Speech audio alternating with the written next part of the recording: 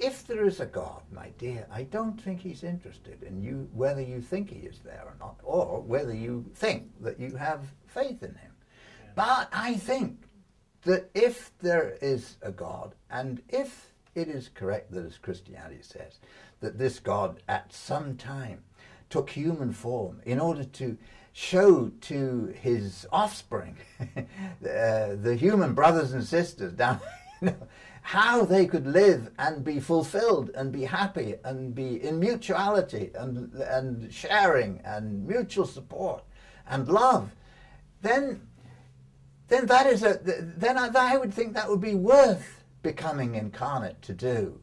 And if you could then get followers, if you could then get people to become like this primeval alternative humanity that Jesus represents, then that would be brilliant. Well, what do you do having studied how to be a disciple of Jesus Christ? You got to do it, man. We commit ourselves.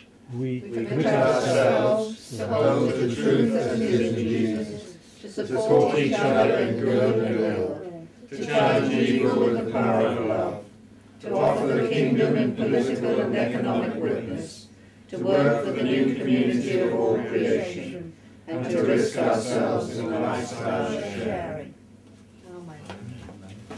Amen. That pretty well says it, doesn't it?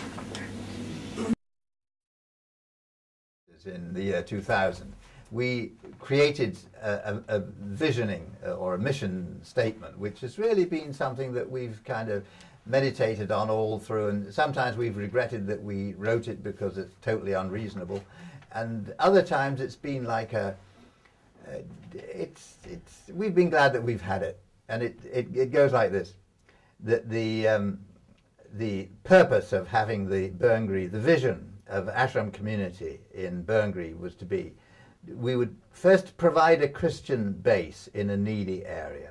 Secondly, to be a presence and embodiment of the ashram ethos of community and sharing.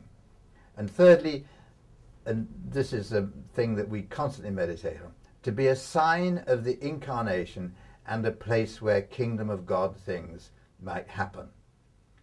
And then to do all that in relationship to whatever the issues were of the streets.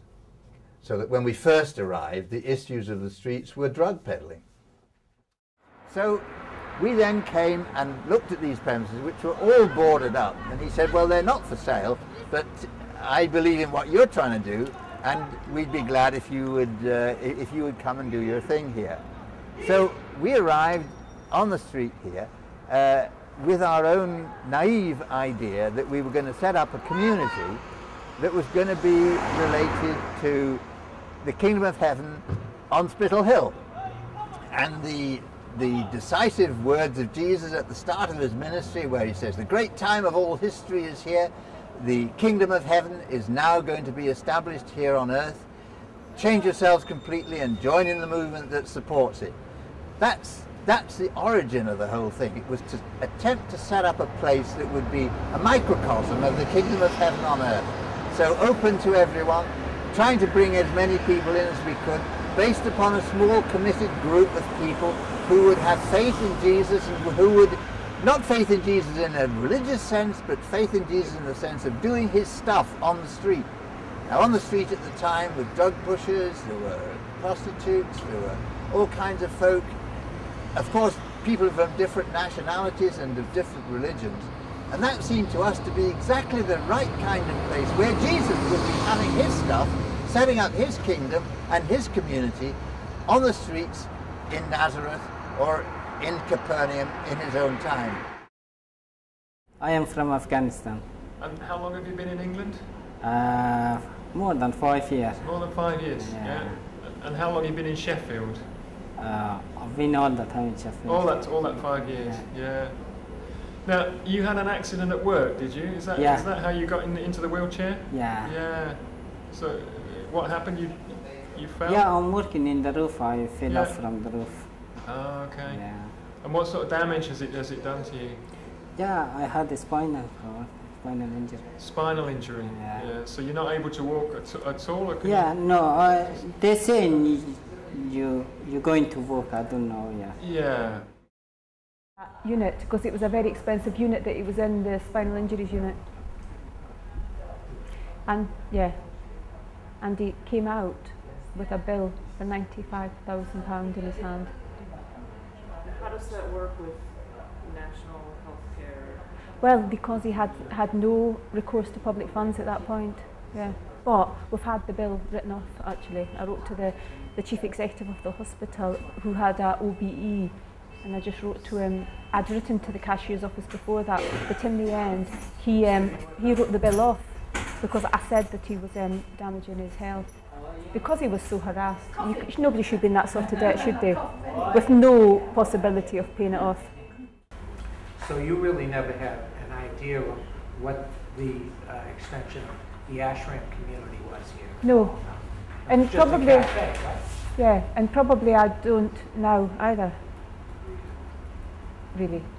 I mean, I think I've sort of picked up bits and pieces over the piece, and I think that's what's the attractive thing. Is that that's what it is to people. It's not people's ideals are presented through their behaviour, not through the talk. That's what I've found anyway. He was an asylum seeker. He's not failed now. He's an asylum. Yeah. Yes. And now that he's started a fresh claim, no, they can't. You have to have grounds. There has to be some reason. You can't just put in the same stuff again. You have to have grounds. You have to have new evidence in order to qualify to put in a claim. Yes. Right. And you're gonna check with the Home Office then, are you?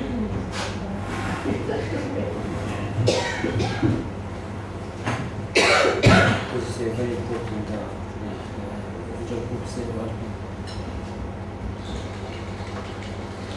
A reference for the Home Office, yeah? Yep. Back to you. I'm at the feet.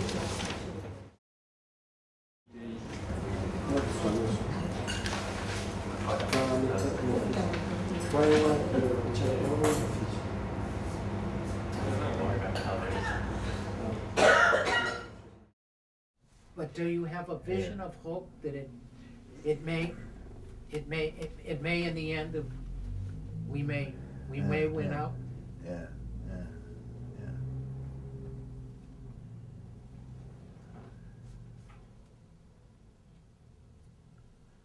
It's very impressive that all down through history there have been people who believed in the impossible and who actually lived out the impossible, and who actually created alternative communities that were subversive within their societies. And that is what we need today. That's what is happening today.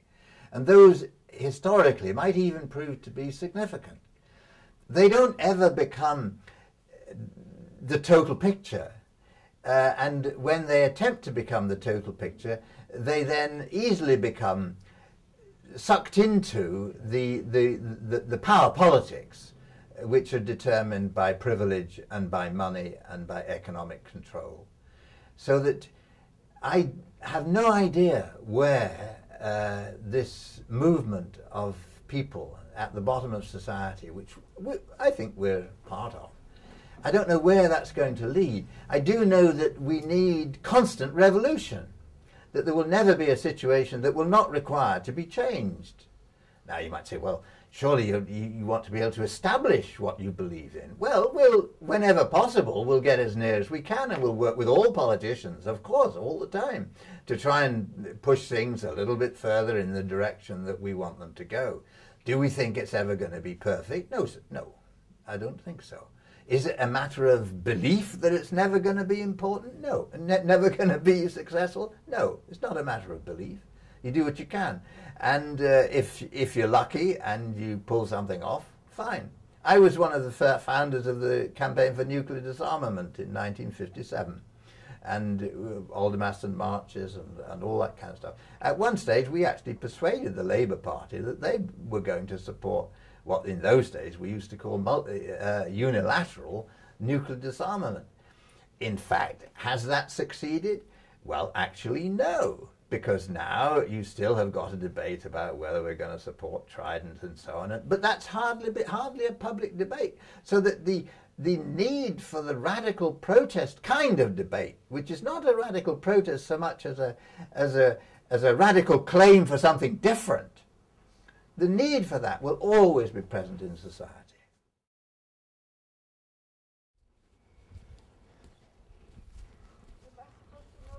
I don't know. Have you lived here all your life?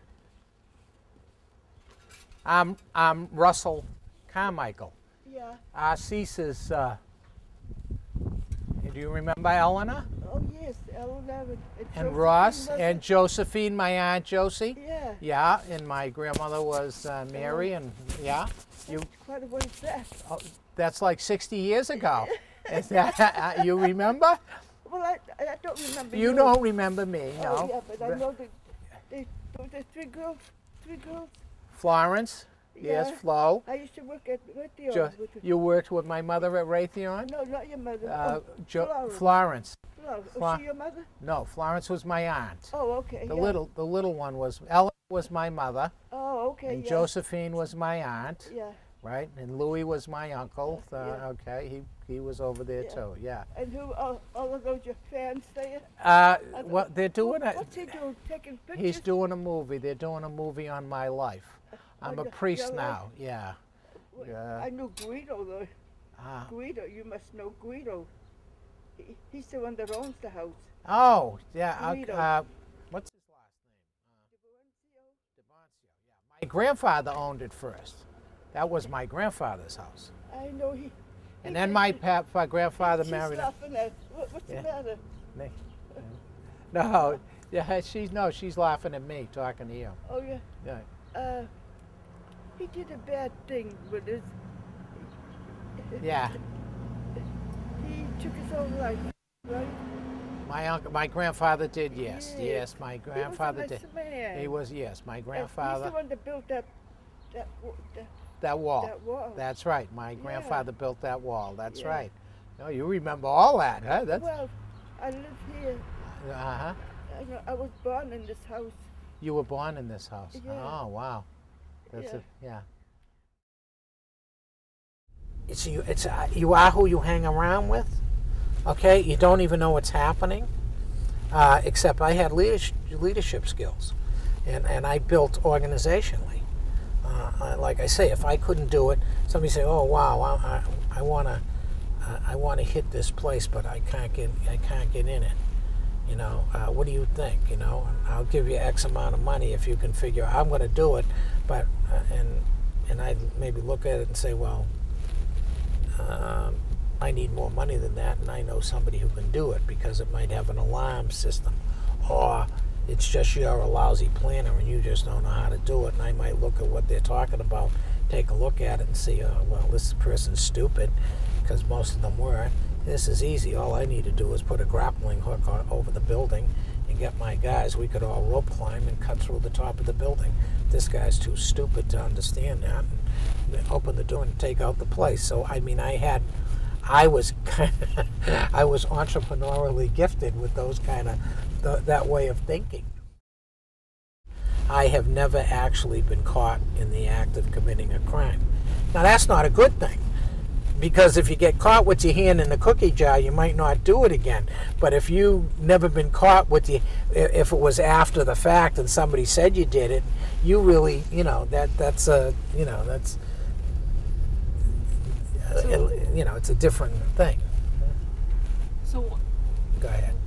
when did you kind of pack it in on God? I mean, you were a kid who used to go. I abandoned God when I was getting married.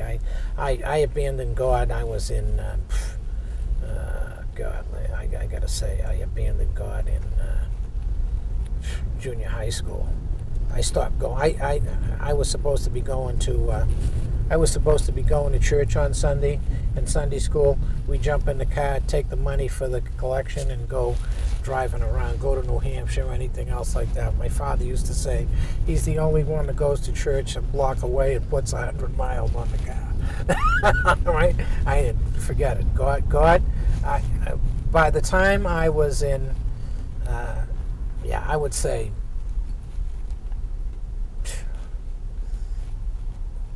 definitely junior, 7th grade, forget it. Yeah, and then you want to pull over if you can. This house was probably my second biggest impact on my life right here. Okay, the house over there got sold. The family gets disenfranchised. We end up upstairs on the apartment right upstairs, and this becomes an area where I am rebellious, and my first theft is right over here. I don't want to come out of the house. I don't want to come out of the room. They get the doctor, and the doctor comes out, and you know, I wouldn't talk to the doctor either. Now I don't want to talk to nobody. And they tell him he's got to talk to me. It was probably one of the most impacting things of my life. He never hit me. My father never hit me. Never. I don't even know if he ever scolded me, because my mother did that. But to be a non-entity from this guy, okay? And it's really interesting, because I didn't have any respect for him. My father was the nicest guy in the world, and because my uncles were macho, and compared to him, he was a Marine hero. I knew that too. I mean, I knew 2 Bronze Stars, everything else like that, but he wasn't like, you know, he wasn't Rambo. He was a gentle man. He didn't hit me. The other thing he didn't do, though, he didn't stop my mother from hitting me. And I totally resented that. And when he was interjected in the family, obviously my position, I guess, as a little kid, you'd think, and got taken over. So throughout my life, I recognized he was my father, but I never had the relationship that other kids have with my father. And my father was a great guy to have a relationship. And my brother has that. My brother had the relationship with my father that I share with Angie, my youngest, which is, you know, which is a great relationship, and unusual. I think it's unusual for mother-father kids to have that. And maybe it isn't, but it was in my situation. So that impacted me, but it didn't deter me, because he had to stop. They talked to me and everything, and I went by that. But it was one of the most impacting things of my life, is to not. It wasn't about getting hit. It was, you're not my son. Depends on where you are. It's still not. The reason the book wasn't done is because of the emotion that's there. It ain't. I'm not done. And, you know, I was talking about the other day. That's when I had Kevin on the TV show. God is my straitjacket. But for Jesus, God knows what I would. Angers, tons of anger still there. Okay, and when you go way back, even though I've gone through it, it's not like I didn't do it once. I've been in counseling since I was in the 6th grade. So you were in prison from when to when? I went to prison. I was in prison from 68 to 71. The first time. And then you were out for? And then I was out for 11 and a half years. And they cut my program, and I went back into doing what I do best. I did 4 the first time, a little over 3 the second. The second time I thought was a joke, because it was in Arizona. I had my own apartment. I was like, there was a fence around it, there was a fence around the prison. I wanted to go to Florence, but they wouldn't send me there because they knew I was a prison organizer, and they had all my records, and they knew I was organized crime, and they were afraid I'd cause more, and of course I was older, and I was hurt on my back, and I had already been injured, and my hip had been injured. This hip is from the guard slamming the door on me in the jail. So they knew I sued, and I'd do lawsuits and stuff like that, so they did not want me in the wall prison of Arizona.